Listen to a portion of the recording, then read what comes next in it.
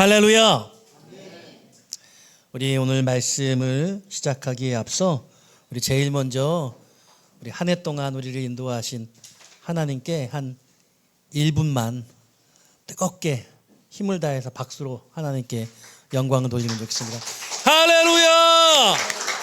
크신 하나님께 찬송과 영광과 존귀, 영광과 찬송과 존귀를 올려드립니다. 더 뜨겁게 찬양합시다. 할렐루야.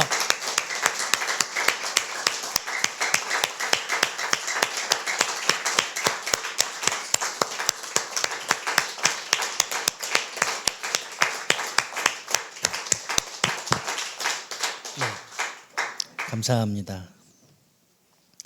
네, 박수치기가 쉽지가 않죠. 네, 감사한 마음이 드시는 분은 박수가 절로 나올 것이고 또 박수가 잘 안 쳐지는 분들도 또 있을 것 같습니다.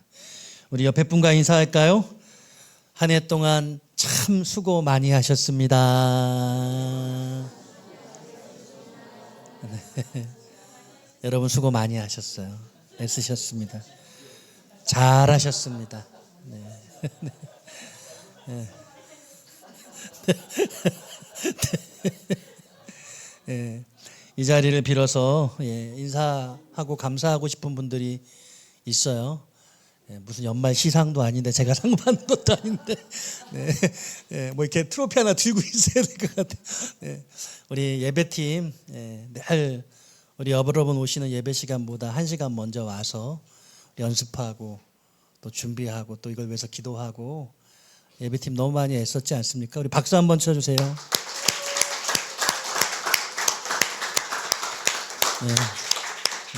우리 예배팀 인도하신 우리 이광철 집사님 참 감사합니다. 우리 대표 기도하시는 기도자들 계시거든요. 1년에 분기에 한 번씩 해서 4번 기도해요. 대표 기도자들도 대표 기도 준비 참 열심히 하시거든요. 이제는 되게 잘 성실하게 예비되어서 또 준비하셔서 얼마나 감사한지 몰라요. 우리 대표 기도하신 우리 기도자분들께도 감사의 마음을 드립니다. 한 해 동안 감사할 게 너무 많은데 주일날 점심을 너무 잘 먹었잖아요. 우리가 오늘 뭐 먹지? 우린 이런 생각하면서 교회 오잖아요. 오늘은 뭐 먹나 또 궁금한데 우리 여러분 모두 다 같이 애써 주셨어요. 또 설거지도 많이 참여해 주시고 우리 박수 한번 치죠. 네, 너무 감사합니다. 네, 우리 또 인사할 분도 있는데 우리 지혜꿈샘의 우리 교사들 우리 이정범 집사님 또 안다혜 집사님 아마 지금 그 예배실에 계실 것 같은데 그리고 우리 김서진 선생님 김신서 선생님 뜨겁게 박수로 인사하면 좋겠습니다. 감사합니다. 너무너무 감사합니다.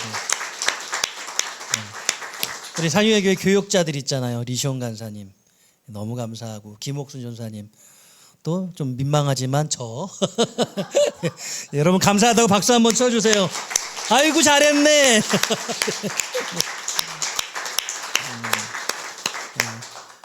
그리고 우리 제가 이렇게 보니까 믿음이 없는데 신앙이 잘 안 믿어주고 싶은데 안 믿어지는데 그냥 아내 따라서 가족 따라서 나와준 분들 내가 보기엔 어쩌면 제일 수고했을지도 몰라. 박수 한번 쳐주세요. 아이고 잘했다 애썼다 애썼어. 감사합니다. 한 해 동안 이런저런 일로 마음고생하신 분들이 많으신데 그 마음고생 잘 견디고 넘어오셔서 이렇게 이 자리에 한 자리에 예배할 수 있어서 너무 감사합니다. 우리 나 자신한테 좀 인사하면 좋겠어요. 여러분 각자 자신한테 야 참 수고했다 잘했다 인사 한번 합시다. 잘했다 성태가 자기 이름 부르면서 여러분 인사하세요. 잘하셨어요. 너무 애썼습니다. 네. 아유 한 해가 또 이렇게 지나가네요. 나이가 어떻게 먹는지 잘 모르겠는데 또 금세 있으면 또 새해가 되겠죠. 오늘 여러분과 함께 말씀 사실은 예배 시리즈 6번째 시간 말씀 준비를 해놨는데 마지막 시간에 여러분과 좀 위로하고 싶었어요. 또 격려하고 싶었고 그래서 우리 내년에 또 한 달 동안 예배 시리즈 설교하려고 계획하니까 내년으로 미루고 오늘 마지막 주일에는 여기까지 도우신 하나님 에베네셀의 하나님 함께 여러분 나누고 위로하고 소망 갖고 싶어서 오늘 말씀 제목 바꿔서 오늘 말씀 제목 여기까지 도우신 하나님 여기까지 도우신 하나님이란 제목으로 함께 은혜 나누겠습니다. 장면의 전환은 순간에 이루어집니다. 정말 순간입니다. 한 해의 끝과 새해의 시작은 시간으로 보면 아주 짧은 간격이지만 신앙적으로 보면 깊은 전환의 자리가 될 수 있습니다. 송년은 단순히 지나간 날들을 정리하는 시간이 아니고 신년은 막연한 기대를 말하는 시간은 아니어야 합니다. 이 둘 사이에는 반드시 하나님의 손길을 성찰하는 자리가 있어야 하죠. 송년은 돌아봄의 시간입니다. 우리는 흔히 한 해를 평가할 때 성취와 실패, 성공과 좌절로 구분하지만 믿음의 사람들은 다르게 질문해야 합니다. 얼마나 이루었는가가 아니라 하나님이 나를 어디까지 인도하셨는가? 라는 질문이죠. 무너지지 않고 여기까지 온 것 자체가 은혜입니다. 설명되지 않은 보호하심이 있었고 보이지 않는 손이 삶의 방향을 붙드셨습니다. 우리는 수없이 흔들렸지만 그래도 완전히 꺾이지는 않았습니다. 그래서 송년은 감사의 언어로 끝나야 하죠. 모든 것이 좋았기 때문은 아닙니다. 모든 순간에 하나님이 함께 계셨기 때문입니다. 신앙의 성숙은 잘 되어서 감사합니다라는 고백에서 그럼에도 감사합니다. 그럼에도 불구하고 감사합니다라는 고백으로 나아가는 것입니다. 그러나 송년은 감사로만 머무르면 안 됩니다. 정직한 송년회는 회개의 자리가 반드시 있어야 합니다. 놓쳐버린 순종, 미루어 두었던 결단, 알면서도 외면했던 하나님의 부르심을 돌아봐야죠. 이 회개는 자책이 아니라 방향 수정입니다. 하나님은 과거를 들추기 위해서 여러분을 부르시지 않고 미래를 새롭게 하기 위해서 과거에 직면하라고 말씀하십니다. 그렇게 송년은 과거를 묶이는 시간이 아니라 과거에 묶이는 시간이 아니라 과거를 하나님께 맡기는 시간이 되어야 합니다. 이제 곧 신년입니다. 신년은 새로운 시간이기 이전에 새로운 자세와 태도입니다. 신앙은 해가 바뀐다고 자동적으로 새로워지지 않습니다. 새해는 하나님 앞에서 다시 서기로 결단할 때 비로소 새로워지는 것이죠. 신년의 믿음은 거창한 계획보다 분명한 중심이 필요합니다. 무엇을 더 할 것인가 보다 누구를 더 의지할 것인가를 생각하십시오. 새해 가장 중요한 질문이 이것입니다.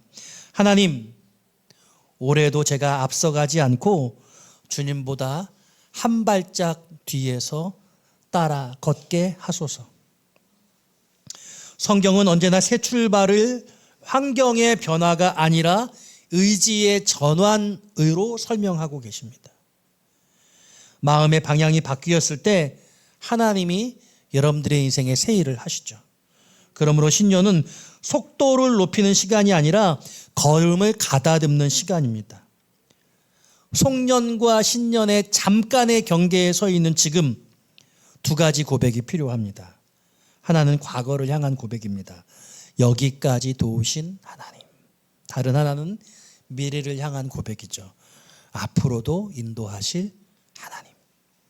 이 두 고백 사이에 신앙의 균형이 있습니다. 과거에만 머물면 추억이고 미래만 바라보면 불안입니다. 그러나 하나님의 신실하심을 기억하며 그분께 내일을 맡길 때 오늘은 믿음의 자리가 될 수 있는 것입니다.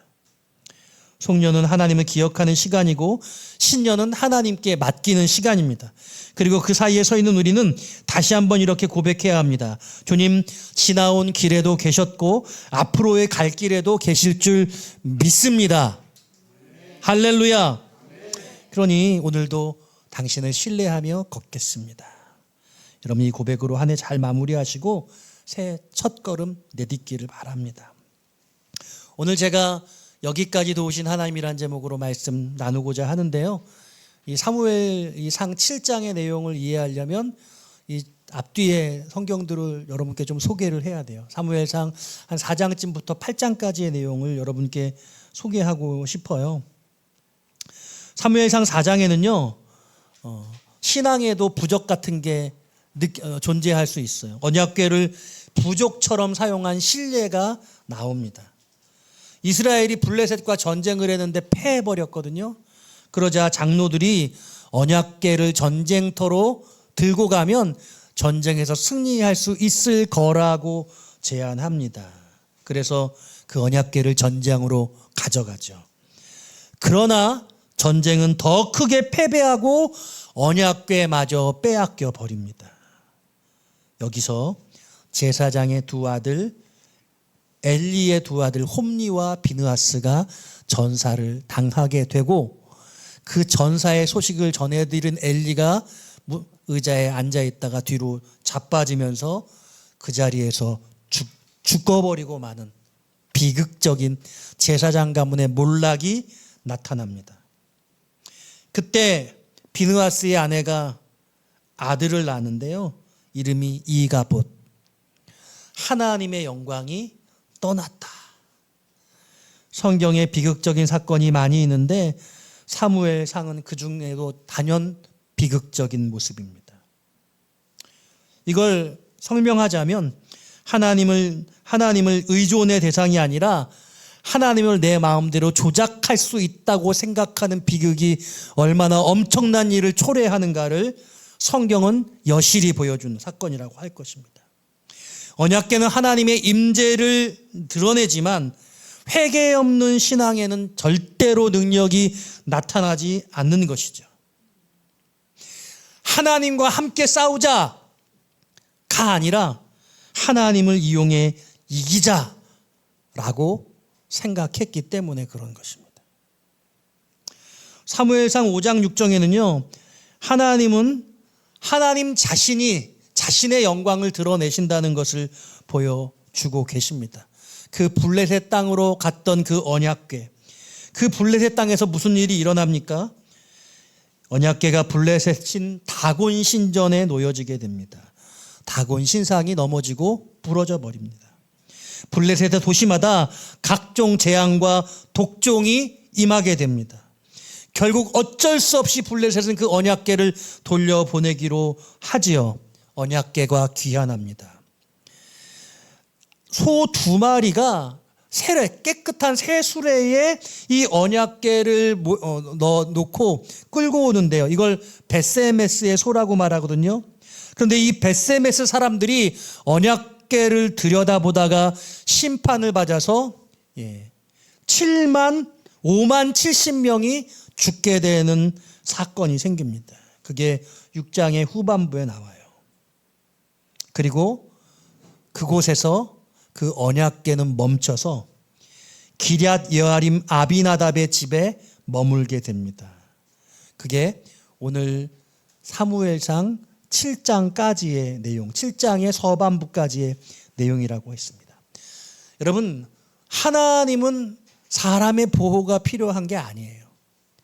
사람이 하나님의 보호를 필요로 하죠. 믿으십니까? 하나님은 결코 포로가 되시지 않는 것입니다. 오늘 그러니까요. 그렇게 그 아비나답의 집에 언약궤가 20년이나 머물러 있다 보니 온 이스라엘 백성들은 그 언약궤가 언제 예루살렘으로 돌아오는가를 간절히 사모하고 그날에 그리워하고, 왜냐하면 그 언약궤가 오지 않아서 이스라엘이 고통스럽고 어려운 것처럼 느끼고 있는 것입니다. 그런 마음이 팽배한 거예요. 사랑하는 여러분, 한 해를 지내면서 여러분 마음속에 가득 차 있던 것이 무엇입니까? 여러분, 그것이 성공이든 그것이 실패이든 어떤 것이건 그 이유의 본질 속에 그것이 하나님 때문인지 아니면 여러분 다른 이유인지 여러분 스스로 가늠해 볼 수 있으면 참 좋겠습니다. 오늘 사무엘상 7장 2절은 이렇게 말하고 있죠. 온 이스라엘이 여호와를 사모하니라. 온 이스라엘이 여호와를 사모하니라. 이때 사무엘이 이스라엘의 영적 개혁을 요구합니다. 이방 신들을 제거하라고, 그리고 마음을 여호와께로 향하게 하라고 부탁합니다. 미스바로 다 모이라고 하지요. 거기서 금식하면서 물을 붓는 회개의 행위를 하는 모습을 성경이 보여주고 있습니다. 죄를 다 고백합니다. 그리고 블레셋이 때마침 공격해 오자 사무엘로 하여금 온 이스라엘을 위해서 기도하도록 충보하는 그런 내용이 오늘 본문에 등장하고 있죠. 그리고 하나님이 그 이스라엘에 직접적으로 개입하셔서 블레셋을 무너뜨리시는 내용이 성경에 등장하고 있습니다. 저는 오늘 본문의 이 에베네셀, 도움의 돌이라고 하는 곳, 돌을 세우고 이곳에서 하나님이 우리를 도왔다라고 기념하는 기념비를 세우게 되어지는데, 저는 이곳이 어디냐면 미스바거든요. 이 미스바에서 일어났던 사건들을 5가지로 여러분께 간단하게 정리해 보고 싶어요. 첫 번째로는요, 이 미스바에서 영적 현실을 직면하는 장소가 되게 됐다는 거예요. 미스바가 여러분 망대라는 뜻이거든요. 파수대, 높은 곳에서 바라본 곳이죠. 예루살렘의 북쪽에 한 10km 정도에 위치한 베냐민 지파의 땅이라고 하는데요. 군사적으로 요충지고 집결지예요. 그래서 이스라엘 지파들이 다 같이 함께 모일 수 있었던 넓은 곳이죠. 그곳에 이스라엘 백성들이 모였다고 하는 소식을 들은 블레셋이 와 그래 한판 붙자, 그래서 전쟁을 하기 위해서 쳐 올라오는 그런 모습이 오늘 성경에도 등장하고 있습니다. 사실은 전쟁하기 위해서 올라온 게 아니라 하나님 때문에 함께 모인 것이잖아요. 하나님을 사모하는 마음을 확인하기 위해서 모였던 것이거든요. 오늘 그러니까 이 미스바에서 첫 번째 함께 생각해 볼 것은 영적 현실을 직면하는 곳이었다는 겁니다. 사랑하는 여러분, 우리가 이 2025년의 마지막 주일에 우리의 현실을 직면하되, 우리의 삶의 경제적 현실을 직면하는 것 말고, 우리의 삶의 가정적 현실을 직면하는 것 말고, 우리의 삶의 관계적 현실을 직면하는 것 말고, 여러분들의 일이나 여러분들의 학업을 그런 것에 대해서 붙들고 고민하는 그런 고민 말고 영적인 현실을 직면해야 한다는 거죠. 나는 하나님 앞에 어떤 영적인 수준인가, 이것을 살펴보아야 하는 것입니다. 오늘 미스바에서는요, 공동체적인 회개가 일어나고 있어요. 공동체적인 회개. 여러분 오늘 본문에 볼까요? 4절 말씀 같이 한번 읽어보겠습니다. 시작. 이에 이스라엘 자손이 바알들과 아스타롯을 제거하고 여호와만 섬기니라. 아멘. 3절에서 사무엘 선지자가 이렇게 말해요. 이스라엘 온 족속에게 말하여 이르되 만일 너희가 전심으로 여호와께 돌아오려거든, 네가 정말 하나님을 사모해? 네가 정말로 여호와께 돌아오기를 원한다면 이방 신들과 아스타롯을 너희 중에서 제거하고 너희 마음을 여호와께로 향하여 그만을 섬기라. 이렇게 사무엘 선지자가 도전하니까 이스라엘 백성들이 정말로 바알들과 아스타롯을 다 제거하고 여호와만 섬기는 결단의 모습을 보여주고 있는 거죠. 우리 안에 이런 공동체적인 변화가 나타나야 돼요. 여러분, 죄가요, 나만 죄를 지면은요 부끄러워서 얘기를 못해요. 근데 내가 갖고 있는 문제를 내 남편도 가지고 있으면 공감이 되는 거예요. 여러분, 죄를 지을 때는요 혼자 못하잖아요. 왜? 죄책을 나누려고. 그런데 죄를 고백할 때도 마찬가지죠. 나의 죄가 저에게도, 우리 모두에게도 있구나라고 할 때 이것을 우리가 다 고백할 수 있게 되어지고, 그리고 진정한 회개의 역사를 경험할 수 있는 거예요. 왜 고백하지 못해요? 부끄럽다고 생각하고, 그렇게 되면 내가 매장당한다고 생각하고. 여러분, 하나님이 진정으로 우리를 회개시킬 때는 그런 게 보이지 않습니다. 오늘 이스라엘 백성 안에 있었던 이 공동체적인 잘못들, 여러분 우상을 숭배하는 게 너무 횡행했잖아요. 오늘날 이 땅 가운데 여러분 당연한 잘못들, 모두가 정당화하는 그런 죄악들이 얼마나 많아요. 그런데 이와 같은 문제들이 다 고백되어지고 변화되어야 한다는 거예요. 우리 젊은이들이 우리 교회에 참 많은데 우리 젊은이들이 지금 연애를 많이 하거든요. 연애를 잘 많이 하는데 요즘에 여러분 자기 자신을 잘 지켜나가시기를 부탁드려요. 정말 부탁드려요. 여러분 결혼을 해가지고 아름다운 가정을 이루길 정말 바라는데 혹시 헤어지더라도 부끄럽지는 맙시다. 헤어지더라도 그 사람은 참 괜찮은 사람이었어라고 생각할 수 있으면 좋겠어요. 제가 길이 지금 옆길로 빠졌는데 여러분 우리 안에 진정한 잘못에 대한 변화의 역사가 필요하다는 거예요. 오늘 이 미스바에서는 그와 같은 회개의 역사가 일어나서 다 우상들을 내어 던지고 미스바 앞에 나와서 금식하면서 영적인 변화를 경험하고 있는 거죠. 공동체적인 회개. 우리 산위의 교회 안에 세상의 문화가 단절되어지고 우리만의 고유한 거룩한 하나님의 문화가 만들어지는 공동체적 회개의 역사가 나타나게 되시기를 주님의 이름으로 축원합니다. 여러분 여기 다음으로는요, 이 미스바의 광장에서 중보 기도가 선포되어지고 있어요. 5절 말씀에 사무엘이 이렇게 말합니다. 이르되 온 이스라엘은 미스바로 모이라. 내가 너희를 위하여 여호와께 기도하리라 하매. 내가 너희들을 위해서 기도할게 라고 말했더니 다 바빠서 기도를 안 하고 모이지 않고 이런 게 아니라 온 이스라엘 백성들이 미스바로 다 모이기 시작하는 거예요. 억지로 모이는 게 아니에요. 자발적으로 모이기 시작한 거예요. 왜냐하면 여호와를 사모하는 마음 때문에, 그 하나님의 법궤가 다시 이스라엘로 돌아오기를 바라는 그런 마음이 간절해져서 하나님이 계셔야만 우리의 삶이 바뀌어질 수 있다는 그런 깨우침이 있으니까 드디어 이방인들 자기의 문제들을 다 내어 던지는 거죠. 바로 이게 하나님의 역사가 일어나는 그런 징조라고 할 수 있습니다. 그리고 이 미스바 광장에서, 미스바 이 땅에서 하나님의 개입이 일어나고 있는 거예요. 하나님의 개입. 자, 여러분 9절 10절 말씀 같이 한번 읽어보기 원해요. 9절 10절입니다. 시작.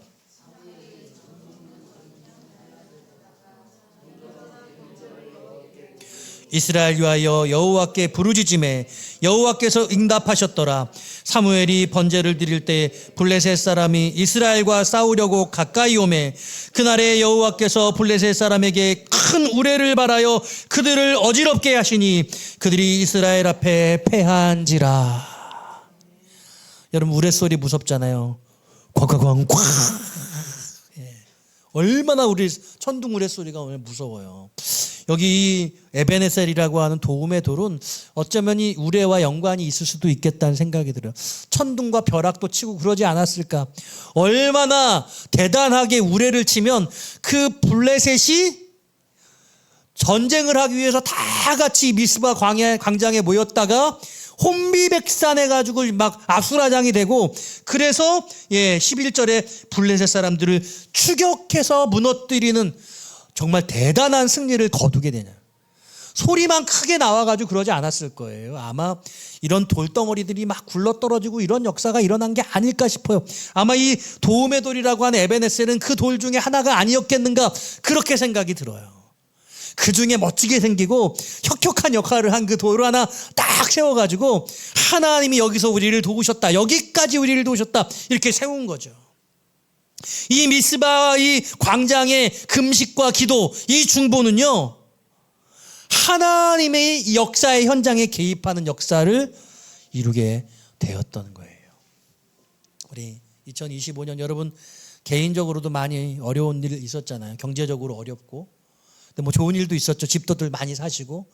근데 교회적으로는 제가 여러분 김성택 목사가 이제는 좀 더 버티기가 어려우니 이제 우리 산위의 교회가 이사 가자, 이런 이야기를 교회적으로 여러분께 제가 올 봄에 꺼냈고, 이 문제를 우리가 온 교회가 같이 결정해서 이사를 가기로 하고, 그런데 우리가 갖고 있는 여건이나 상황들이 넉넉지 않아서 너무너무 어려웠잖아요.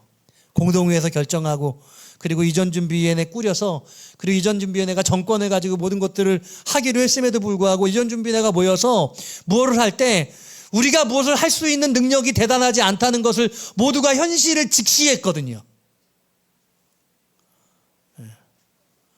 우리가 할 수 있는 게 없구나 별로. 어떡하지? 어떤 면에서는 좀 이런 상태가 우리의 모습일 수 있겠다는 생각을 해요. 여러분 죄송해요. 여러분 가정적으로 이제 어떡하지? 이럴 수 있잖아요. 이런 삶이 있거든요. 여러분 우리 젊은이들 개인적으로 어떡하지? 대학교 떨어졌는데 어떡하지? 어떡하지? 어떻게 해야 되는 거지? 이럴 때 교회가 도와줘야 되는데, 이럴 때 목사님이 위로해주고 좀 지혜를 해줘서 격려해주고 방안을 제시해줘야 되는데, 이제 교회가 뭘 어떻게 하지?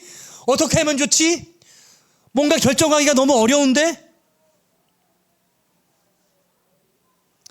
여러분 교회도 완전하지 않죠. 그렇죠. 우리가 할 수 있는 건 여기까지. 하나님이 개입해 주셔야 돼. 김성택 목사의 인생은 언제나 그랬던 것 같아요. 하나님, 나는 너무 부족한데 하나님이 붙들어 주셔야 됩니다. 여러분 보시기에는 제가 막 뭘 혼자 하는 것 같죠? 저는 제가 혼자 한다고 생각한 적이 없어요.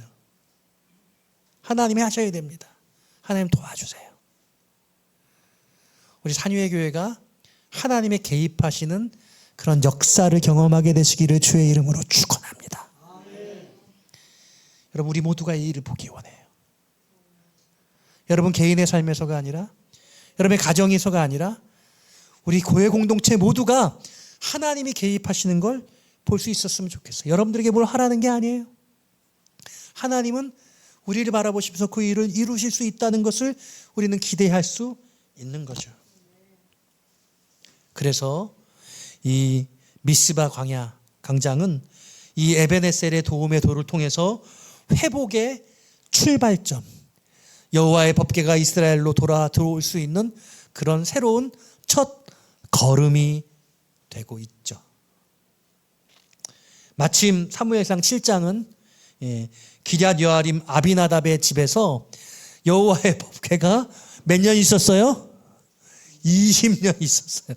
우리 산유의 교회가 다음 주일이면 19년 기념주일, 19살 생일이고 우리 산유의 교회도 20년을 맞이하니 여러분 참 상황이 어떻게 생각하면 참 비슷하다는 그런 생각을 말씀을 준비하면서 했습니다. 정리할게요. 우리 모두가 이 고백을 할 수 있어요. 여기까지 하나님이 도우셨다. 여기까지. 그런데 오늘 제가 여러분께 도전하는 것은 여러분들의 여기가 어디냐는 거예요. 오늘 성경에서 이스라엘 백성들, 사무엘 선지자는 다 같이 미스바에 모여서 회개하며 중보하고 기도하며 그리고 블레셋을 물리치는 하나님의 직접적인 개입을 경험하고 하나님이 여기까지 도우셨다는 그런 고백이 일어나고 있는데, 우리가 서 있는 여러분들의 이곳, 여기는 어디냐는 거예요. 저는 오늘 본문을 살펴볼 때 가장 중심적인 본질은 3절에 4절에 있는 것 같아요. 사무엘이 요청하죠. 이스라엘 온 족속에게 말하여 이르되 만일 너희가 전심으로 여호와께 돌아오려거든 이방 신들과 아스다롯을 너희 중에서 제거하고 너희 마음을 여호와께로 향하여 그만을 섬기라. 그리하면 너희를 블레셋 사람의 손에서 건져 내시리라. 전심으로 여호와께 돌아오라는 거예요. 그러기 위해서 제거할 것을 제거해야 한다 말씀하시는 거죠. 그래서 오늘 한 해를 마무리하면서 새해를 준비하는 이 찰나와 같은 이 며칠의 남은 시간 동안에 우리가 무엇을 제거해야 할까? 여기까지 도와줬다는 여기가 아직 한참 못 미친 여기인지, 오늘 이 미스바 광야의 에베네셀의 이 자리까지 우리가 나아왔는지, 아니면 우리가 더 나아간 자리로 나아갈 수 있는 것인지, 여러분들의 현주소를 여러분들이 정하시면 좋겠어요. 나 오래 살아오면서 아직 정리하지 못한 것, 제거하지 못한 것, 여러분 그것 무엇입니까? 저는 몰라요. 여러분은 아실 거예요. 여러분 스스로 내가 뭔지 잘 모르겠다고 한다면 여러분 고민해 보시기를 바라요. 하나님 앞에 예배할 때마다 주님을 바라볼 때마다 내 마음속에 불편하고 걸렸던 그 모든 것들, 여러분 그것들 여러분 주님 앞에 다 제거해 버리고 순전한 마음으로 미스바 광야에 나오는 그런 마음으로 여러분들이 새해 2026년 하나님 앞으로 나아가실 수 있으시면 좋겠어요. 누가 강요하지 않아요. 여러분 마음속에 계신 하나님이 오늘 이 음성을 듣고 여러분 스스로가 주님 앞에 것들을 변화시켜서 나아가실 수 있으시기를 부탁을 드립니다. 2025년 한 해 동안 달려오시면 여러분 수고 너무나 많이 하셨는데 오늘 위로하고 여러분들을 응원하고 새해에 나갈 때 우리가 하나님을 사모하는 마음으로 하나님의 법궤가 이스라엘로 들어오기를 간절히 바라는 이스라엘 백성들의 이 마음처럼 우리 안에 하나님이 더 강하게 더 놀랍게 일하시기를 소원하며 여러분들을 새롭게 하시는 저와 여러분 되시기를, 여기까지도 오신 하나님의 역사가 여러분들의 삶 가운데 펼쳐지시기를 주님의 이름으로 축원드립니다.